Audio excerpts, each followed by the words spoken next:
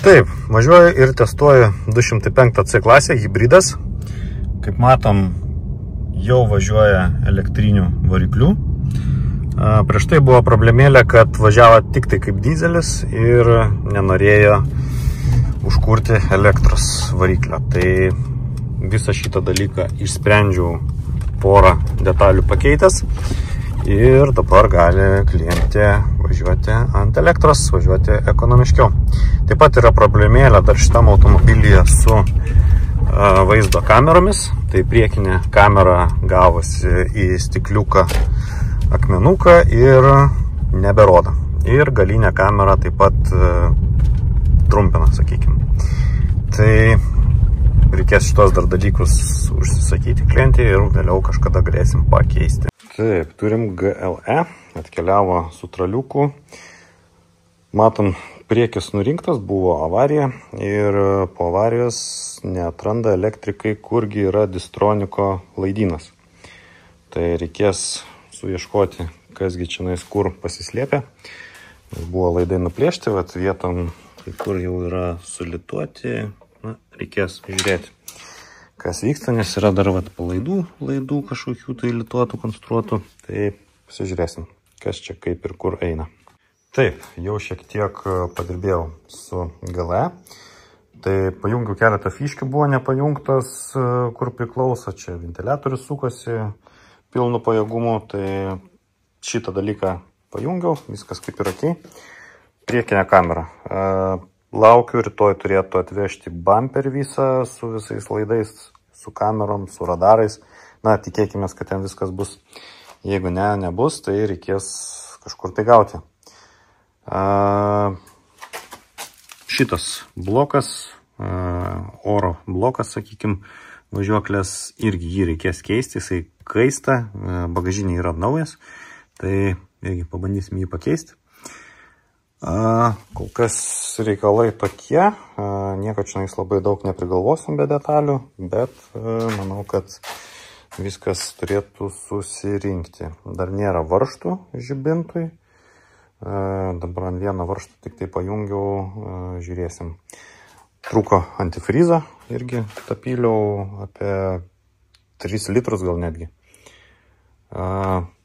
Pajungsiu dar oro filtradėžę pilnai, nes irgi čia išdraskyta viskas. Tai, tokie kaip ir ne mano darbai, bet kaip ir mano. Reikia pasidaryti, kad galėčiau daryti kitus darbus. Tai čia matom irgi laidai neužizoliuoti, reikės juos izoliuoti, šiek tiek, matau, yra pakramtyti ir sukišti į šarvą atgal. Tokias smulkmenas. Tai šiandien darbų kaip ir turiu šitam automobiliui, tai pabandysiu juos pasidaryti. Tai ką, dabar darom aukščio kalibraciją, kadangi pakeitėm važiuoklės bloką valdymą. Tai pučiasi sistema, dabar prisipumpuoja rezervaras ir žiūrėsim, kas dabar gausis iš to. Automobilis pilnai sukritęs dabar, bet turėtų to jaus pakilti. Taip, turiu čia 219 CLS, 3 litrai dizelis ir jam keičiau turbinos elektrinę dalį. Bet problema yra ne viena. Tai kaip girdim, čia kažkur tai šnipsia. Čia jau reikės pas mechanikus apsilankyti, kadangi dirbu tik su elektra ir programavimu. Visiškai 100% problemos neišspręs. Turbinos elektrinės dalies keitimas. Iš esmės, idealiu atveju tai reikėtų ją dar ir susikalibruoti ant stendo, bet kad bent jau atsirastų trauka, tai variantas šitas kaip ir tinkamas. Tai iš mano pusės su šito automobiliu tiek ir lekiam toliau. Taip, šiandien toksai nekasdienis darbas, šiaip nedarau tokių, bet kadangi kolega negali, tai tenka man. Keisim pavarų dėžės valdymo bloką. Tai matom, esu jau prasukęs varžtą, tai pabandysim dabar kartu su jumis atsukti ir pasižiūrėti, kasgi čionais išbėgs, ar labai baisus skystis, ar ne.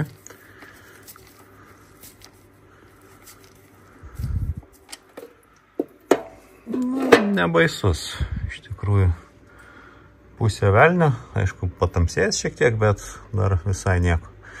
Tai pakeisim ir pilnai skystį pavarų dėžėje, filtrą, pakeisim pavarų dėžės kompą ir padarysim adaptaciją. Tai kaukė tam tikrai dėtis. Aš ir muziką kūriau ten nuo 15 metų prie kompo, buvo dar EJ kažkokia programėlė. Na va, turiu jau išsitraukęs seną kompą dėžės su dvejetuku Siemensas ir turim vožtuvų bloką. Jisai yra tas pats lieka, viskas su juo tvarkoj, keičiasi tik tai va šitą plokštę. Tai ją susidedam į vietą, reikės prisisukti, reikės sudėti solenoidus visus ir dėsim į automobilį. Ant stalo aš ją jau persiprogramavau kaip priklauso, surašiau softą, sukodavau kaip priklauso, tai praktiškai tik tai dėti ir reikės dar supilti skysčius, tiksliau sudėti filtrą. Uždėjus karterį reikės padaryti adaptaciją dėžės ir viskas, automobilis turėtų būti paruoštas. Tai ką, ML-as paruoštas, jau galima atsimti, važiuoja, viskas tvarkingai ir klaidų nebemeta. Tai problema buvo su pavarų dėžės plokšte, dėl sūkio daviklių, pakeitėm plokštę ir viskas, automobilis paruoštas. Taip, turiu čionais SLK, galima sakyti ir kaip SLC, nes praktiškai tas pats modelis 1.7.2 kėbulas.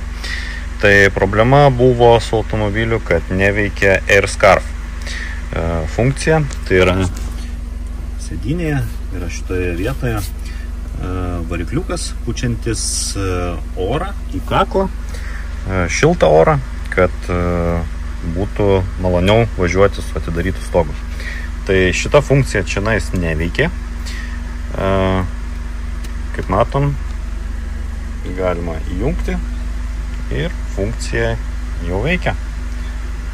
Tai problema išsisprendė pakankamai neblogai ir pakankamai greitai.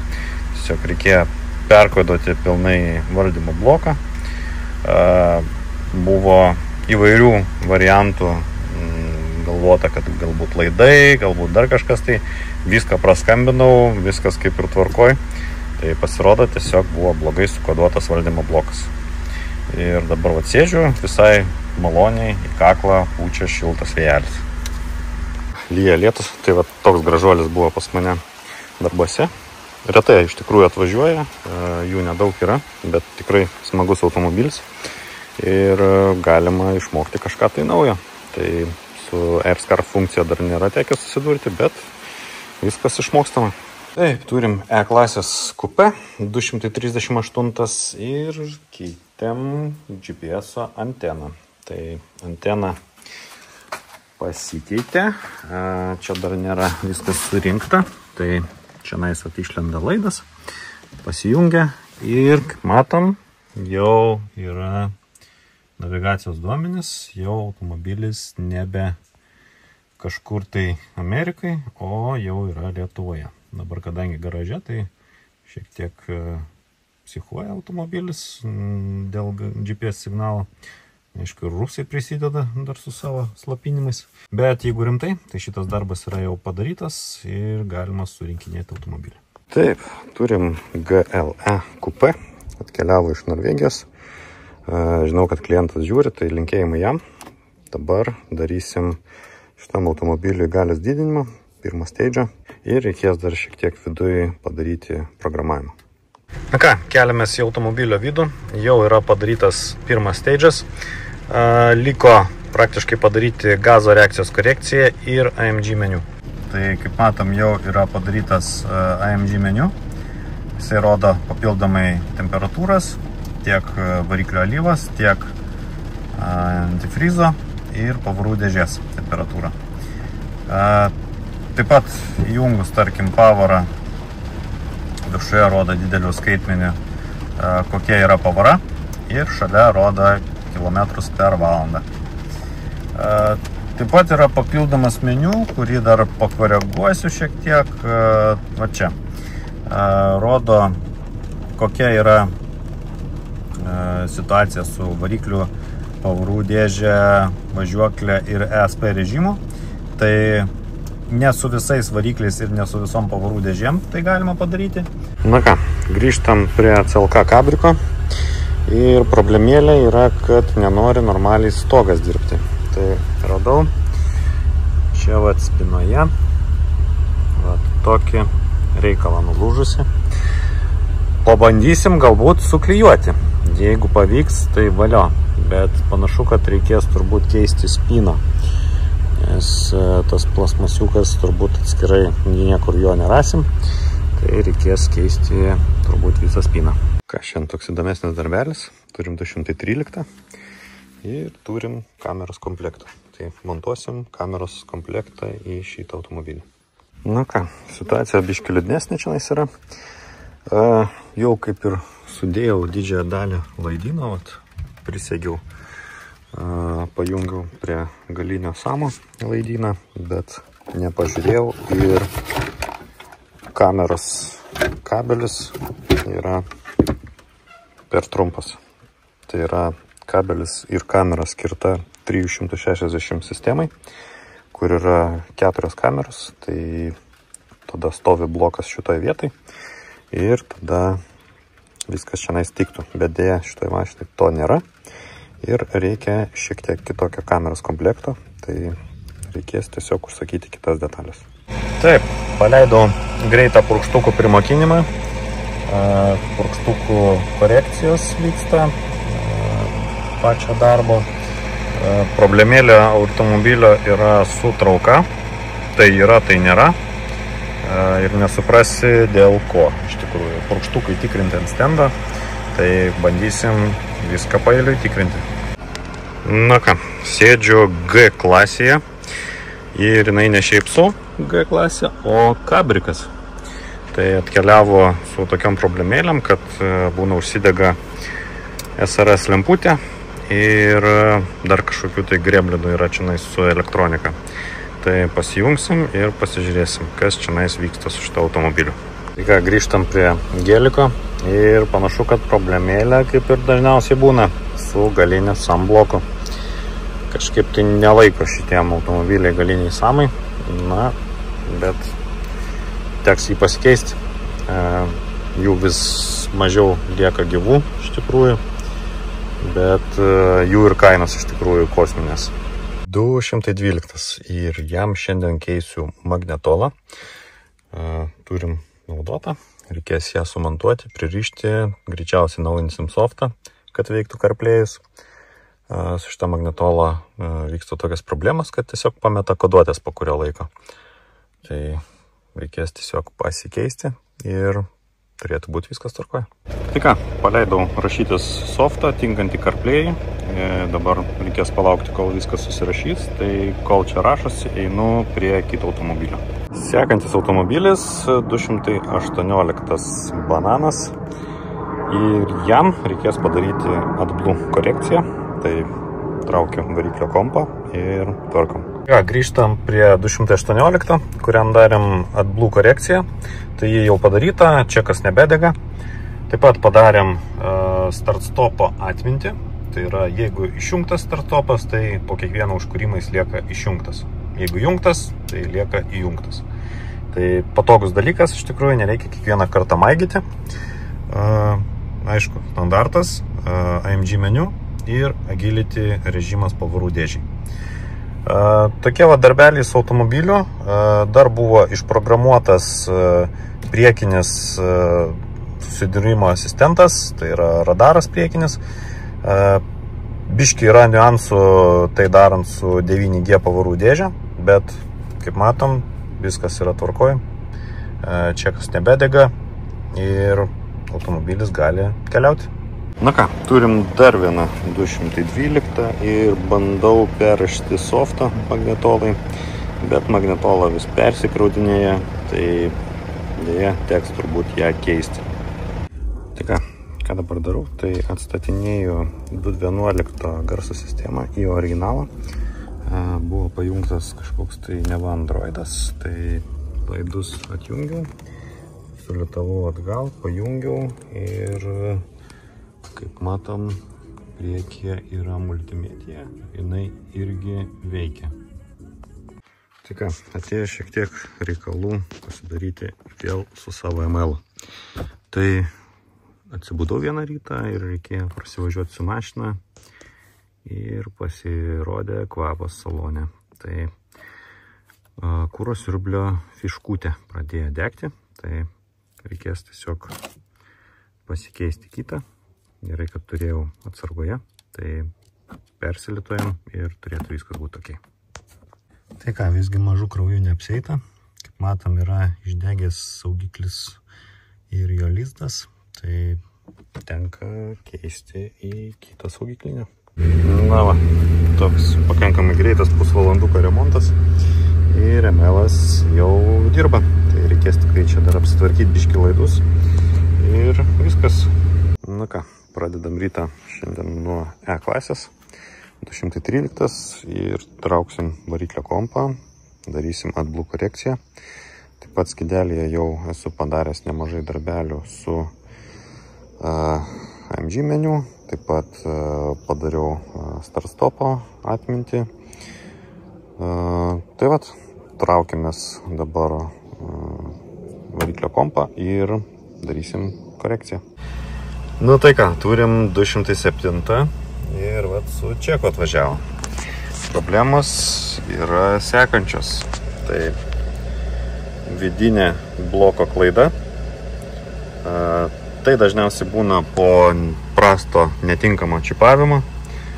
Tai sutvarkysim šitą dalyką iš tikrųjų ir perdarysim programą. Pradžią atstatysim į originalų failą ir tada darysim ant viršaus jau naujo failo viską kaip priklauso, kad nebūtų jokių avarinių režimų ir taip toliau.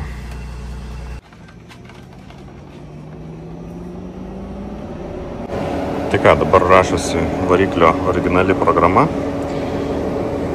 3 failiukai, keliasdešimt minučių ir viskas turėtų būti ok. Surašius originalią programą, reikės perdarinėti ant jos jau čipą ir, kiek mačiau, buvo EGR-as išprogramuotas. Na ką, jau važiuoju su E-klasė, yra programa perdaryta, kol kas jokių problemų nėra. Tik atvežus klientui automobilį jau degė čekas ir praktiškai nebevažiavo beveik automobilis, pirmą pavarą tik tai. Ir iki 2,5 tūkstančių sūkių tik tai davė. Yra dar čianais ką daryti prie jo, bet čia jau pas mechanikus, o kaip matom, vairas kreivai šiek tiek stovi, tai tokių darbelių yra dar, bet važiuoju, dar prasivažiuosiu kokių 10-15 km, kad tikrai įsitikinti, jog viskas yra tvarkoj. Ir skambinsiu klientui, kad turbūt jau galima būtų pasiimti ją. Taip, turim GLC 220 ir automobilis atkeliavo pasitikrinti prieš kelionę. Nesenai automobilį pirko klientas, tai norėjo tiesiog persižiūrėti viską. Ir radom tokių dalykų. Automobilis 115 tūkstančių pravažiavęs, bet jau yra išprogramuotas DPF ir AdBlue. Tai liūdnas žinios tokios, sakykime, prie tokios ridos tikrai nesinorėtų tokių dalykų. AdBlue dar kaip AdBlue, bet DPF-as tai būtų gerai, kad būtų vietai. Na, bet pranešiu žinias klientui ir jau tada jisai spręs, ką su jomis daryti.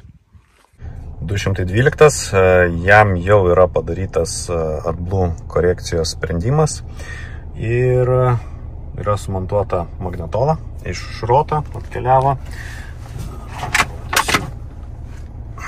Čia yra sena. Jinai vis užstrigdavo norint prisijungti telefonu, tai tiesiog magnetolas gedimas yra vidinis, persikraudinėdavo, tai nusprendėm tiesiog pakeisti magnetolą ir reikia ją dabar atrakinti nuo vagystės, sakykime, nors jinai ir nėra vogta, bet pajungus magnetolą prie automobilio, ją reikia atrakinti. Tai kaip ir seniau būdavo, PIN kodą reikdavo įvesti, dabar PIN kodas vedamas su kompiuterio pagalba. Na va, turim magnetolą, paleistą, viskas veikia. Vienintelio dalyko, tai klientui nereikėjo navigacijos, tai jos neaktyvavom. Jeigu kažkada sugalvos, tai tikrai galima bus ją paleisti.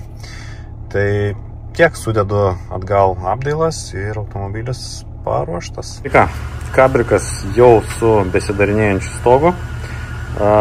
Buvo pora dalykų, tai vienas daviklis ir reikėjo dar pakeisti rėlę. Tai tokie vat reikaliukai čionais, pasikeitėm ir stogas veikia.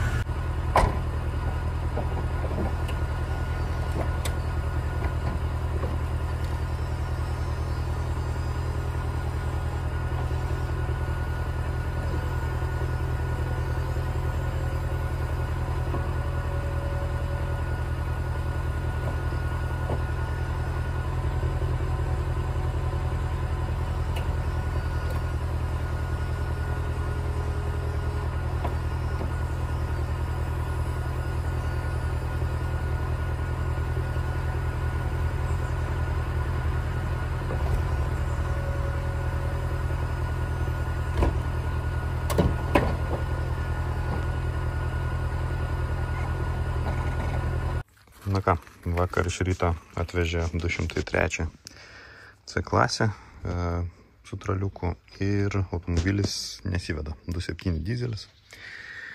Tai atidariau kapotą ir turiu va tokį smagų dalyką, pilną vandens. Saugiklinėje irgi turim vandens ant dugno. Tai išsitraukiau jau variklio kompą. Ir reikės viską džiovinti.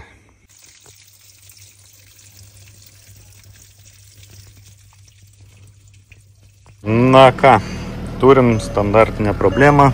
221. Kaip matom, lėkiam ant 260. Problema yra su ABS bloku. Tai ABS bloko mirtis panašu ir jį reikės keisti. Žiūrėsim, gal kažką tai rasim už padorę kainą. Bet kažkaip tai abejoju, nes pastaruoju metu pakankamai daug jų yra išmyrę tų blokų ir netgi šrotose būna parduoda defektuotus. Na ką, pravaliau kontaktus, pabandysim užsikurti automobilį. Taip, sėdam, tikiuosi akumas nenudusęs. Aha. Jo, akumas nudusęs. Bandom dėti boosterį. Nu ką, boosteriukas padėjo, automobilis užsikūrė. Pasižiūrėkim, dar šiandien turim balą.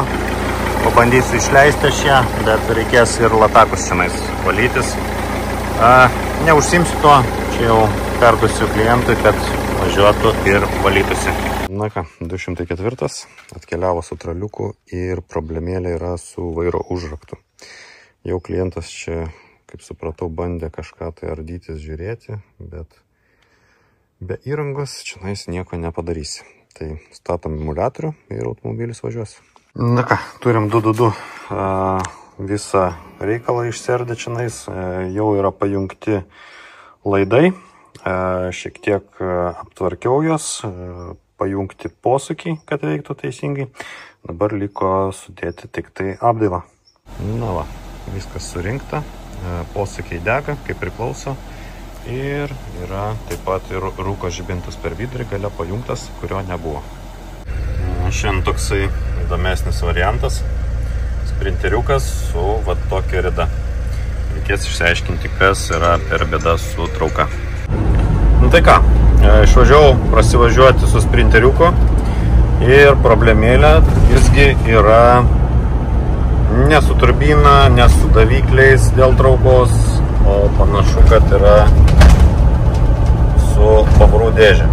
Matom, sūkiai, laikant tolygiai gazą, keičiasi patys, o taip neturėtų būti.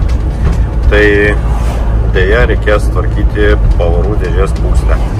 Ir pakankamai skaudžiai sukabina, netgi drepa visas dugnas automobilio. Dar prasivažiuosiu, pasižiūrėsiu, ar pavyks iššaukti ten klaidas, apie kurias minėjau. Jungia pavarą.